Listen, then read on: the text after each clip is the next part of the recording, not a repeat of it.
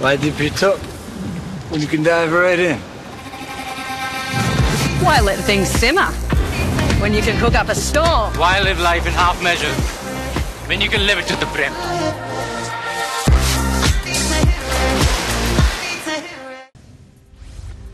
EVM संदर्भात शरद पवारांच्या दिल्लीतील निवासस्थानी बैठक संपन्न। विधानसभेत पराभूत झालेल्या उमेदवारांसह मवियातील बहुतांश उमेदवारांची हजेरी। ईव्हीएम आणि विधानसभा निवडणुकीत वाढलेल्या मतदानाच्या टक्केवारीवर शंका व्यक्त। मविया ईव्हीएम आणि निकालाबाबत शुक्रवारी सुप्रीम कोर्टात एकत्र याचिका दाखल करणार। दिल्लीतील अभिषेक मनु सिंघवींसोबत झालेल्या बैठकीत निर्णय। विधानसभा निवडणुकीची मतमोजणी 23 नोव्हेंबरलाच पूर्ण झाली। मताची संख्या आणि स्लिपची संख्या यामध्ये कोणतीही तफावत नाही। विरोधक ईव्हीएमवर प्रश्न उपस्थित करत असताना निवडणूक आयोगाचं स्पष्टीकरण। बॅलेट पेपरवर मतदान झालं नाही तर जिल्हा परिषदेला मतदान करणार नाही। मार्कडवाडीच्या ग्रामस्थांची भूमिका। आमच्या मतांची चोरी झाली, आमचा आवाज बुलंद करावा, ग्रामस्थांची नाना पटोलेंना विनंती। 100 शकुनी मेल्यावर एक शरद पवार जन्माला आले। या मतदारसंघात पण 100 गाव आहेत, पण मार्कडवाडीच पवारांनी निवडलं। गोपीचंद पडळकरांची पवारांवर झाली टीका। पडळकरांसारखे 5 उंदीर शरद पवार नाश्त्याला खातात। गोपीचंद पडळकरांच्या शरद पवारांवरील टीकेवरून उत्तम जानकरांचा पलटवार। हजारो तोंडचाटे मेल्यानंतर हा टोपीचंद जन्माला आलाय। पवारांची राजकीय हत्या करणाऱ्या जन्माला यायचे आहेत। महबूब शेख यांची गोपीचंद पडळकर यांच्यावर टीका। सदाभाऊ खोत गोपीचंद पडळकरांनी बॅनरबाजीत पैसा ओतला। भाजपनं महिलांना 500 रुपये देऊन सभेला आणलं। मार्कडवाडीत ग्रामस्थांचा आरोप। शरद पवारांची राजकीय हत्या झाली। पराभव झाल्यामुळे पवार छोट्या गावात दौऱ्यावर। मार्कडवाडीतून सदाभाऊ खोतांचा हल्लाबोल। शरद पवारांनी नातवाचा आणि लेकीचा राजीनामा घेऊन ईव्हीएमचं आंदोलन करावं। भाजप आमदार गोपीचंद पडळकरांचं आव्हान। शरद पवारांचा कोंबडा देवाभाऊने कापून खाल्ला। जसं देवाभाऊ माजलेल्या बोकडांनाच कापतात तसं महाराष्ट्रातल्या प्रस्थापितांना कापावं लागेल। मार्कडवाडीत भाजपच्या गोपीचंद पडळकरांचं विधान। पडळकरांनी शरद पवारांबाबत अशी भाषा वापरायला नको होती। अजितदादा गटाचे नेते सूरज चव्हाणांची प्रतिक्रिया। शरद पवार हे ज्येष्ठ नेते, त्यांचा आदर ठेवलाच पाहिजे। पडळकरांची टीका। राष्ट्रवादीच्या कार्यकर्त्याला जिव्हारी लागली।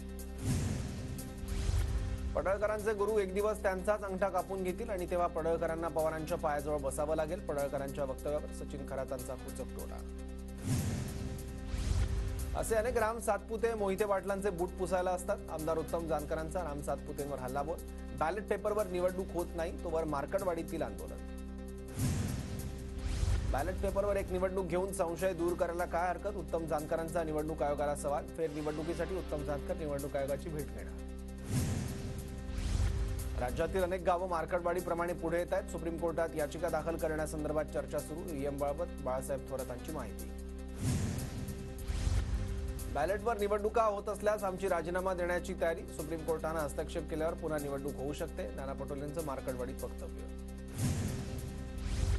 ईव्हीएम पूर्वी काँग्रेसकडून पाडण्यासाठी वापरलं जात होतं, आता भाजप निवडणुका जिंकण्यासाठी ते वापरतंय। राज्यातील बहुमत हे ईव्हीएमचं बहुमत। प्रकाश आंबेडकरांचा काँग्रेस आणि भाजपवरही निशाणा।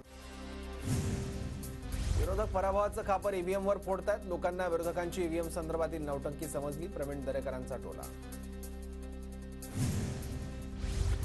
मुंबईत ठाकरे गटाचं ईव्हीएम विरोधात आक्रमक आंदोलन। ईव्हीएमची प्रतिकृती अरबी समुद्रात विसर्जित करत आंदोलन। ईव्हीएम विसर्जित केलं नाही तर लोकशाही विसर्जित होईल अशी भूमिका। उद्धव ठाकरे नागपूर अधिवेशनाला पहिल्या दिवसापासून सहभागी होणार। 15 डिसेंबरला ठाकरे मुंबईतून नागपूरला जाणार। संविधानाचा अवमान केल्याप्रकरणी परभणीत आंबेडकर अनुयायी आक्रमक। ठिकठिकाणी आंदोलनं, रस्ता रोको, टायर जाळत निषेध। दरम्यान आंबेडकर अनुयायांकडून परभणी बंदची हाक। हिम्मत असेल तर सोनिया गांधी राहुल गांधींना खरमरीत पत्र लिहा। बावनकुळेंचं ठाकरेंना थेट आव्हान। कर्नाटकातील सरकारने विधानसभा सभागृहातून स्वातंत्र्यवीर सावरकरांची प्रतिमा काढल्याचा दावा। लातूरच्या शेतकऱ्यांना मिळाल्या त्या नोटिसेस आम्ही दिलेल्या नाहीत। या प्रकरणाची सखोल चौकशी व्हायला हवी। या प्रकरणात कुणी नोटिसेस दिल्या याचा आम्ही समितीमार्फत शोध घेत आहोत। वक्फ बोर्डाची प्रतिक्रिया। राज्य मंत्रिमंडळाचा विस्तार 14 डिसेंबरला होण्याची शक्यता। केंद्रीय नेतृत्वाच्या संमतीसाठी मंत्र्यांची नावं दिल्लीत। भाजप हायकमांडच्या मंजुरीकडे लक्ष।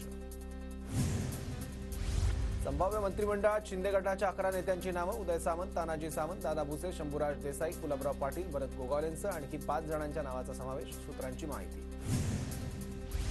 सर्वच आमदार मंत्रिमंडळ विस्ताराची वाट पाहत आहेत. मुख्यमंत्री उपमुख्यमंत्री मंडळ विस्ताराबाबत निर्णय घेतील. शंभूराज देसाई यांची प्रतिक्रिया.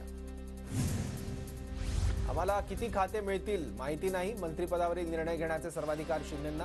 कोणती खाती घ्यावीत हा निर्णय देखील शिंदेच घेतील. गुलाबराव पाटलांची प्रतिक्रिया.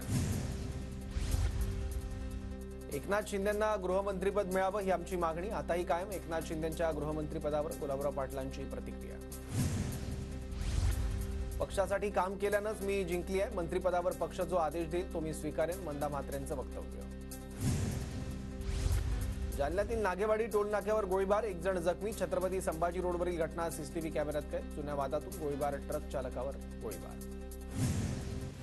मस्साजोगमधील सरपंचाच्या हत्या प्रकरणात 2 आरोपींना अटक. संतोष देशमुख यांची अपहरण करून हत्या. अन्य आरोपींचा पोलिसांकडून तपास सुरू. परिसरात मोठा तणाव.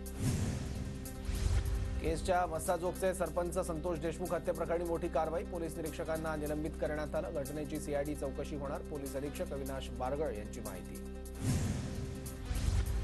केस तालुक्यातील मस्साजोगमध्ये सरपंचांच्या हत्येनंतर केसमध्ये आंदोलनाला हिंसक वळण. पोलीस आणि आंदोलक आमने-सामने. संतप्त जमावाने बस पेटवली. पोलिसांच्या गाडीवरही हल्ल्याचा प्रयत्न. कुर्ला बस अपघात प्रकरणी आरोपीला 21 तारखेपर्यंत पोलीस कोठडी. अपघात आहे की कट याचा तपास करणार. पोलिसांची कोर्टात माहिती. अंधेरीत बस चालकाचा किळसवाणा प्रताप समोर. प्रवाशांनी भरलेली बस थांबून बस चालकानं वाईन शॉपमधून मद्य घेतल्याचा प्रकार. मनसेकडून व्हिडिओ शेअर. बेस्ट बस चालकांवर प्रश्न उपस्थित. कुर्ला बस अपघातातील चालकानं पहिल्यांदाच बस चालवल्याची धक्कादायक माहिती समोर. कंत्राटी चालक म्हणून संजय मोरे 1 डिसेंबरला कामावर रुजू. अपघाताच्या वेळी चालकानं मद्यपान केलं नव्हतं. पोलिसांची माहिती. Why did you talk when you can dive right in? Why let things simmer when you can cook up a storm? Why live life in half measures when you can live it to the brim?